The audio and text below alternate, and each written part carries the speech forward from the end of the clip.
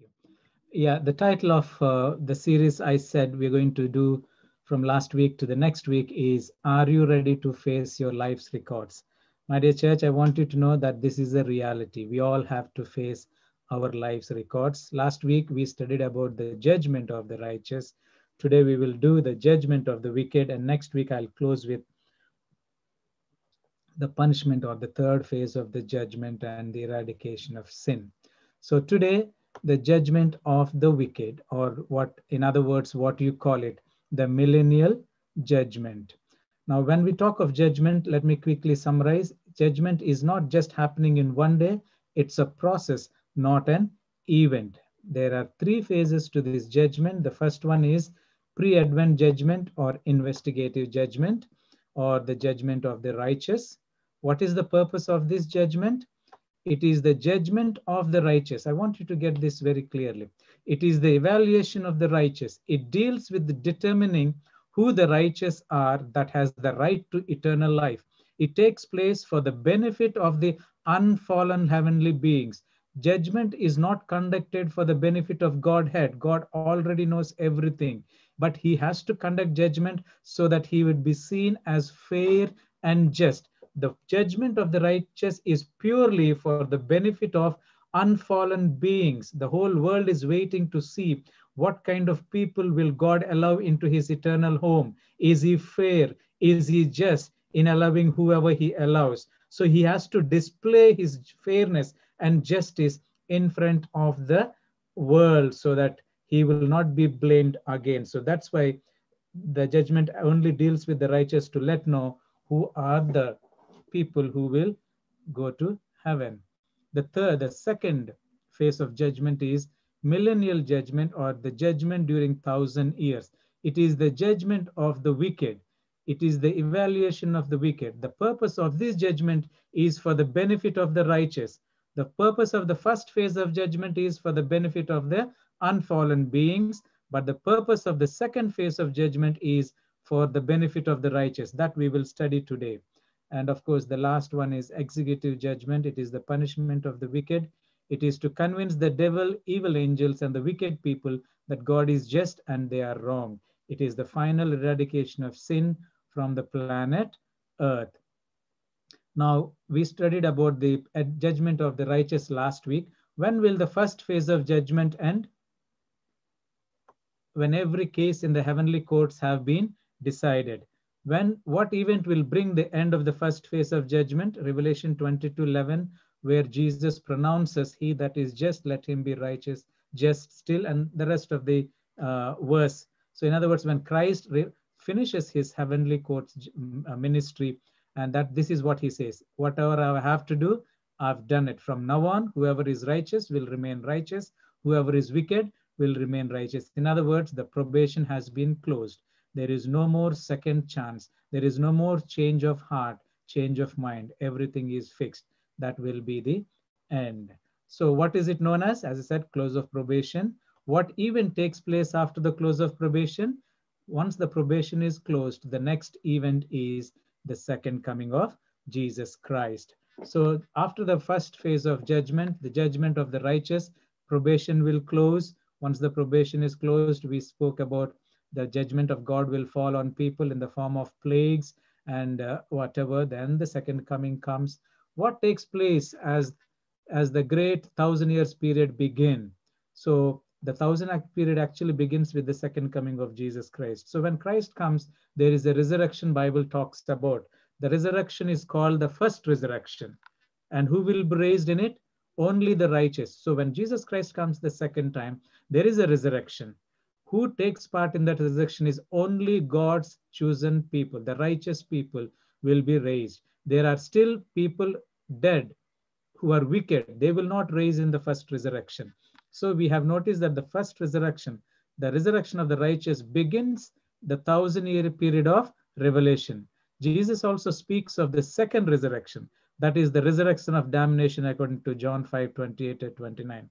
Where the wicked will be raised. This is not at the second coming, but this is after the 1,000 years period. So when will the second resurrection take place? As I said, Revelation 20 verse 5 says, after the 1,000 years are over, the second resurrection takes place. So the resurrection of the righteous, the first resurrection, begins the great 1,000-year period, and the resurrection of the wicked, the second resurrection, ends the 1,000-year period. So what does it mean? The period between these two resurrections, the first resurrection, which is the resurrection of the righteous, the second resurrection, which is the resurrection of the wicked, the time period between these two events is 1,000 years, which we call millennium. So what is millennium? It is a combination of two Latin words, milli, which is 1,000, annium, year. So it is 1,000 years.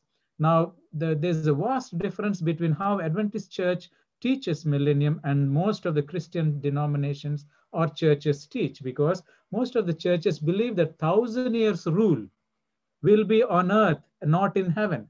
They believe that will be here on earth. They also believe it is the second chance God is giving for perfecting of characters before he takes them to heaven. But it is biblically baseless. In other words, Jesus will come, establish his kingdom here on 1,000 years. Now people can see him face to face. At least people who refuse to believe him now will have a chance to believe him then. Then they can make their choice to believe. Their characters will be perfected. Then after that, he will take everybody to heaven. That's what most of the churches teach. But biblically, that is wrong, because that's not the Bible, what the Bible teaches. So what great events occur at the time of the first resurrection? In other words, when the first resurrection, or when the 1,000 years begin, what are the events that are going to take place? The one is the second coming. The second coming? What happens to the saints who have been raised from the grave, to the saints who live to see Jesus? Bible says they will be changed from mortal to immortal.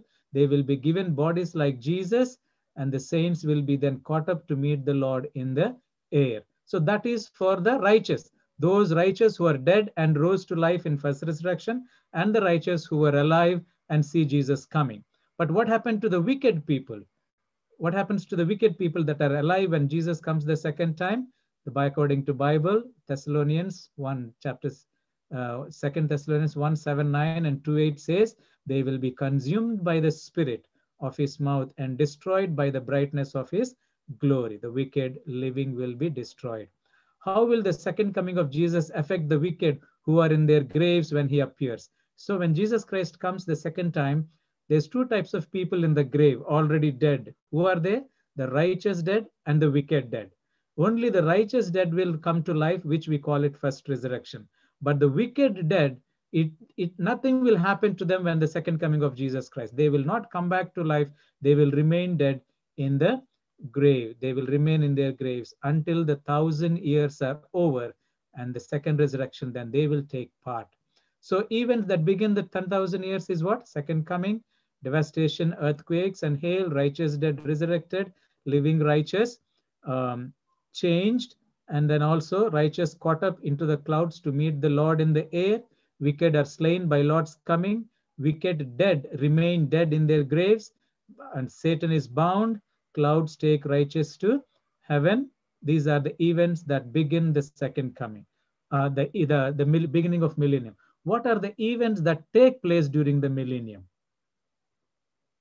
Look at what Jeremiah says. Jeremiah saw in his vision the earth just after the coming of Jesus. How did it describe what? In other words, when Jesus Christ comes the second time, when they experience the second coming of Jesus, what is the condition of the earth? According to Jeremiah, he says, the slain shall be from one end of the earth even unto the other.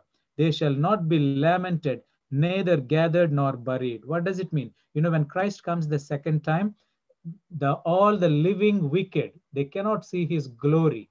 They're consumed by his brightness. How will the earth? The whole earth is occupied by corpses, dead bodies. Nobody to bury them, nobody to give them a decent burial, nobody to even cry for them. Imagine, can you imagine the whole earth being covered with dead bodies? That's what Jeremiah says will be the condition of the earth when Christ comes the second time. That means it's a worldwide devastation. What happens to the earth at Jesus appearing? Look at what Revelation 16, 18 and 20, 21 says. And there was a great earthquake, and there fell upon man a great hail out of heaven, hailstorm. What did it do? What will conditions be like on the earth during the 1,000 years? Heaven had no light.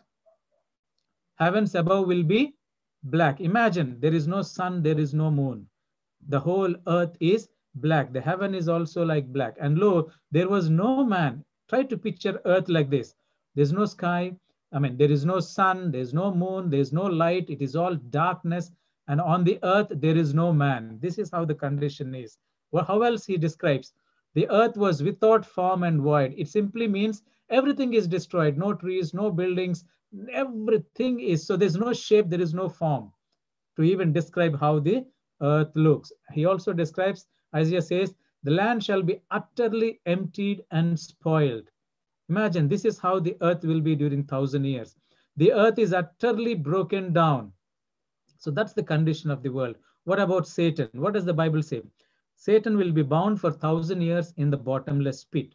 So what is this bottomless pit that the devil is bound for in 1,000 years? And Revelation 21:3 says, bottomless pit means that this earth without form, with the heavens above being black and with no man alive on this earth. So the devil is bound. It's not that literally he's chained.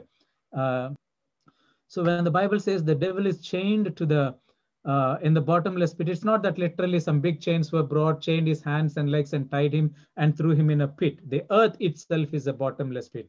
It says bottomless pit because the devil is restricted. He has nothing to do. So in that sense, it is a bottomless pit. Talking about how the devil feels during this 1,000 years, how he felt during Noah's flood, that's how he feels. Why is the devil to be bound during this 1,000 years? That he should deceive, the nations no more. It's a symbol that he has no access to any world, neither to human beings to be deceived. Look at how Ellen White describes this scene. Here is to be the home of Satan with his evil angels for how long? 1,000 years. Limited to the earth, he will not have access to other worlds to tempt and annoy those who have never fallen. It is in this sense that he is bound. There are none remaining upon whom he can exercise his power. He is wholly cut off from the work of deception and ruin, which for so many centuries has been his sole delight. In other words, every activity is cut off. So therefore, he has nothing else to do. The prophet Isaiah, looking forward to the time of Satan's overthrow, exclaims, how art thou fallen from heaven, O Lucifer? We also studied this in today's lesson study, initially referring to the kingdom of Babylon. This will be his condition. Now, Isaiah 14:18-20 says, even the wicked are now placed beyond the power of Satan. Alone with his evil angels, he remains. This is what Ellen White gives commentary on Isaiah 14, remains to realize the effect of the curse which sin has brought. The kings of the nations, even all of them, lie in glory, everyone in his own house. But thou art cast out of thy grave like the abominable branch. Thou art not to be joined with them in burial, because thou hast destroyed thy land and slain thy people. In other words, when all the kings of the earth have been destroyed and buried in their graves, this person, Lucifer, will not even be buried. His condition is so worse than a dead man. Talking about this, she also says, Satan will wander to and fro in the desolate earth to behold the results of his rebellion against the law of God, which means for 1,000 years, imagine, he is roaming all around the world, no power, nobody to blame, nobody to deceive, no activity. So now he's reflecting all the things that he did during all these years. During this time, his sufferings are intense. Since his fall, his life of unceasing activity has banished reflection, but he is now deprived of his power and left to contemplate the part which he had acted since first he rebelled against the government of heaven, and to look forward with trembling and terror to the dreadful future when he must suffer for all the evil that has been done and be punished for the sins that he has caused to be committed. Imagine, for 1,000 years, this is what is going on in your head. What a terrible situation it would be for Satan. The activity of Satan will bring, for God's people, it will bring gladness and rejoicing, says the prophet. It shall come to pass in that day that Jehovah shall give thee rest from thy sorrow and from thy trouble and from the hard service wherein thou wast made to serve, that thou shalt take up this parable against the king of Babylon. here representing Satan, says, how has thy oppressor ceased? Jehovah hath broken the staff of the wicked, the scepter of the rulers, that smote the people in wrath with a continental stroke, that ruled the nations in anger with the persecution that none restrained. Now, that's how the condition of the Satan is, bound for 13 years, have nothing to do, roaming here and there with a pain, anticipating the final punishment. But where are the saved people during these 1,000 years? We said the wicked dead did not come out of life when Jesus came. The living wicked are consumed by the brightness of God's glory. But what about the righteous? The dead righteous rose to life, and the living righteous caught up together, and they are taken to heaven. Look at what the Bible says, where they are, the saved people. John 14:3, and if I go and prepare a place for you, I will come again and receive you to myself, that where I am, there you may be also. So God's people are received to the place where he is. Revelation 24 says, and I saw thrones, and they sat on them, and the judgment was committed to them. And then I saw the souls of those who have been beheaded for their witness to Jesus and for the word of God, who had not worshipped the beast or his image, and had not received his mark on his forehead or on their hand. And they lived and reigned with Christ for 1,000 years. The verse begins with seeing the thrones. Thrones represents the place in heaven. Jesus says that when he comes, he will take his people to be with him where he is, that is in heaven. Thrones are in heaven. And then it says they lived and reigned with Christ for 1,000 years. So where are the saved ones during 1,000 years? They are with Christ in heaven, reigning with him for 1,000 years. What will the righteous be doing in heaven during the 1,000 years? On earth, there is no activity. All the dead are there. Only the angels, wicked angels, and Satan is roaming around, having nothing to do. But what are the righteous doing in heaven for 1,000 years? What are they doing? Are they simply eating, drinking, sleeping? Is that the only activity for 1,000 years? God's people, what are God's people doing for 1,000 years? Look at this. Revelation 24. And I saw thrones, and they sat on them, and the judgment was committed to them. That's the key I want you to understand. What was given to them? They were asked to do the judgment. For how long? That's what it says. They lived and reigned with Christ for 1,000 years. So that means they are participating in the judgment. The question is, who will be judged in this judgment? I thought judgment is over.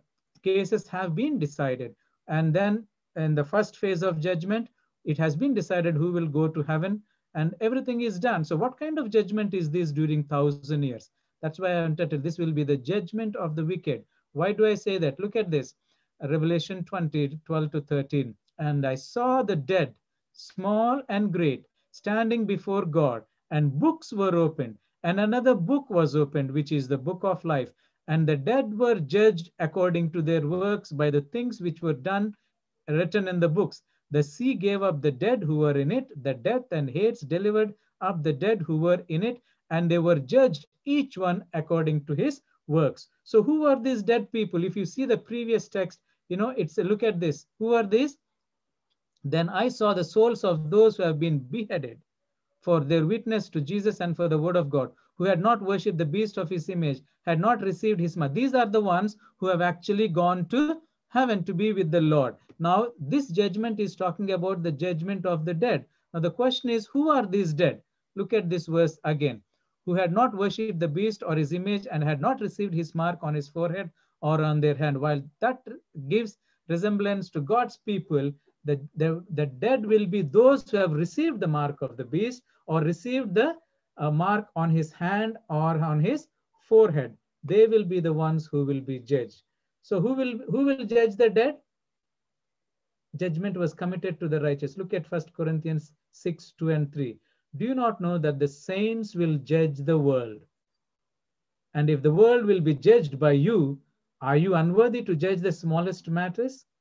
Do you not know that we shall judge angels? How much more things that pertain to this world? According to these two texts, who do we judge?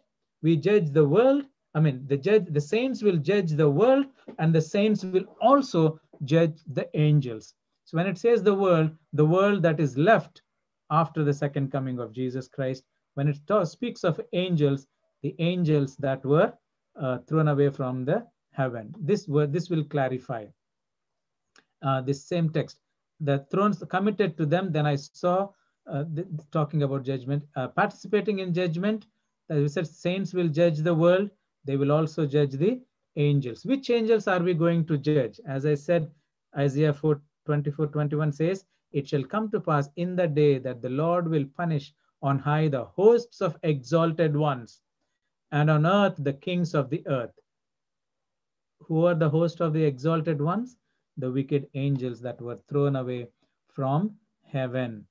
Jude 6 says, "Satan also and evil angels are judged by Christ and his people," says Paul. "Know ye not that we shall judge angels?" That is verse 3. And Jude declares that the angels which kept not their first estate, but left their own habitation, he hath reserved in everlasting chain under darkness unto the judgment of the great day. So during the 1,000 years, God's people in heaven are sitting in the judgment seat and are judging. Who are they judging? They are judging the wicked people. They are judging the wicked angels. They are judging Satan. This is what. Now the question is, what purpose does this gigantic trial or judgment serve? After all, people at that time are either lost or saved. So when everything case has been decided, what does this judgment actually mean? This judgment, according to First Corinthians 6:2-3, Revelation 22:12, and 2:9, it is basically talking about the judgment will decide the degree of punishment for the lost or the wicked. Therefore, judge nothing before the time until the Lord comes, who will both bring to light the hidden things of darkness and reveal the counsel of the heart. Then each one's praise will come from God. In other words, what kind of judgment this millennial judgment takes place is, we will go through the records of all the wicked people, and the judgment and the punishment is decided based on their works. What kind of punishment will they receive? Someone said there are 3 surprises in heaven. What are they? The fact that you are there is a surprise. Second is, people who you thought should be there are not there. That's the second surprise. The third surprise is, those who you thought should not be there are there. Sometimes the way we judge is different to the way God looks at judgment. But what does this mean? It also what does the judgment in heaven do? It also clarifies the righteous, why some they love are shut out of heaven. It means we will be evaluating the evidence as to why some did not make it to heaven.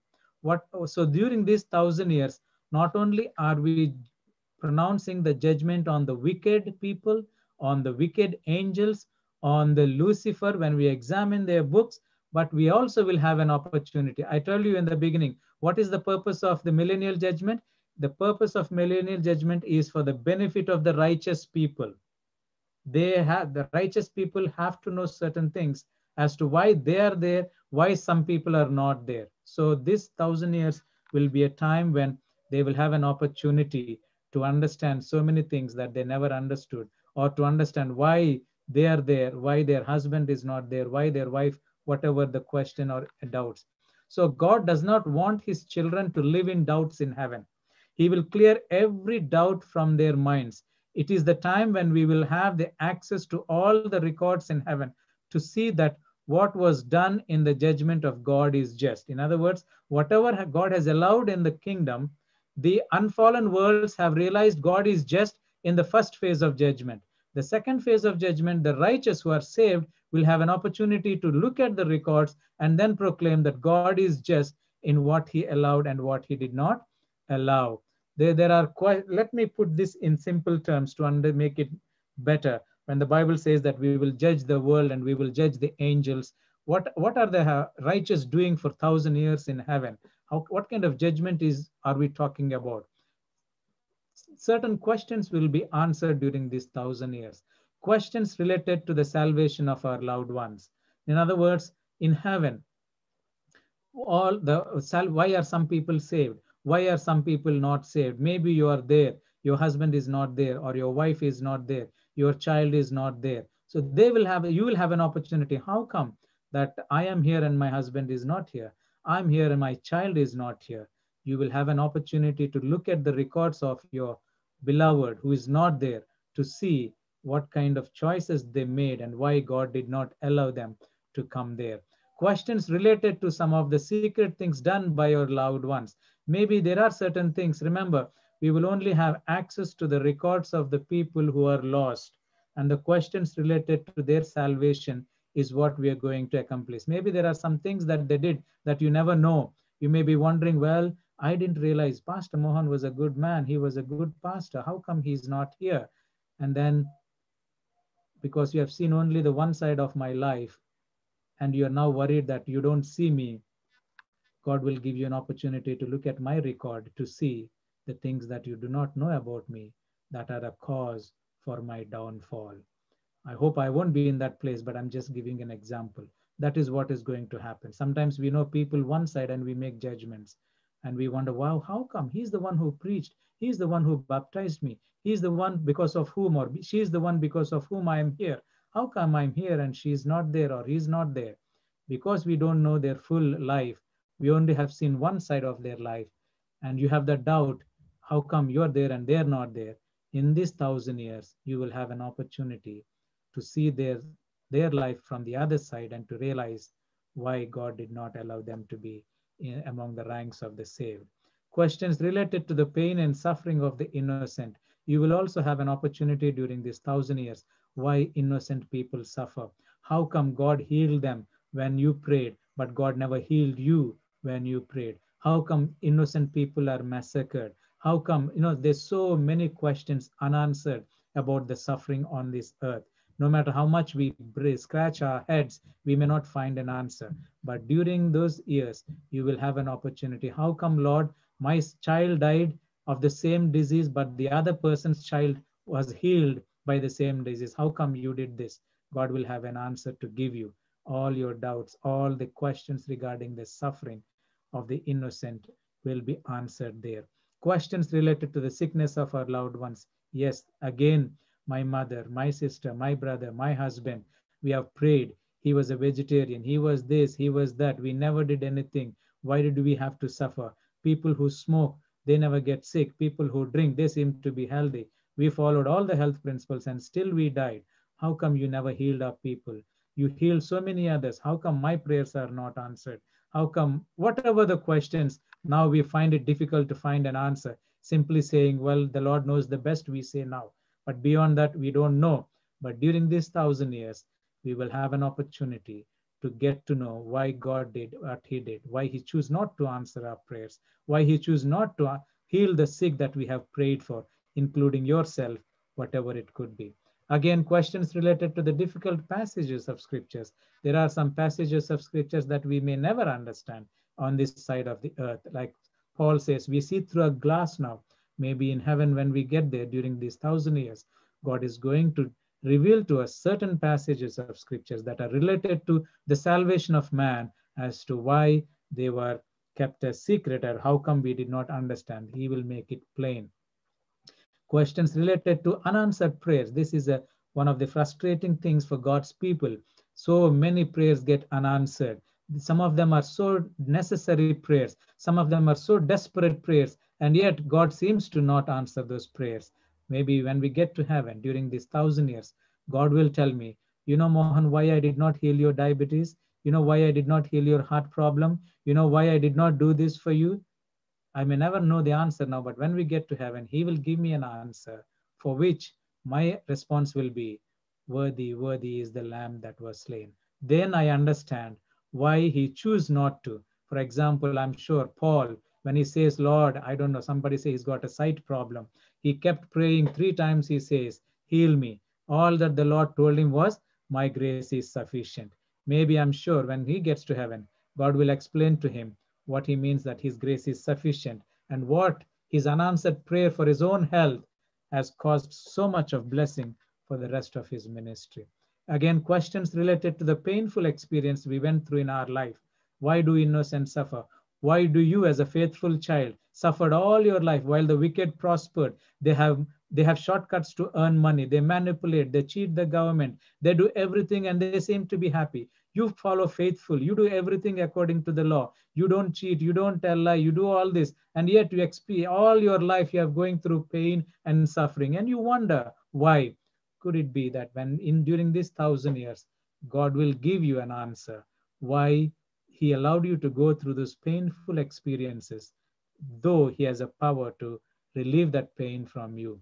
And also, it will be the time when we will review the life of Satan and his evil angels, his activities, his intentions and motives and wicked ways will clearly be laid before us. So then we will understand how Satan has been behind you, how Satan has tried his best to shift you, how God has intervened, how God has saved you. That time is also the time we will see the records of the dead loved ones as to how Satan tempted, how they fell for him, and how they rejected God's warnings, God's still voice speaking, made their own choices. So when we see all these records, we will realize how patient, how loving, and how kind the Lord has been in dealing with everyone, and how much of time He has given for everybody to make their own choices. And also, the punishment of Satan, his evil angels, and all his followers will be decided.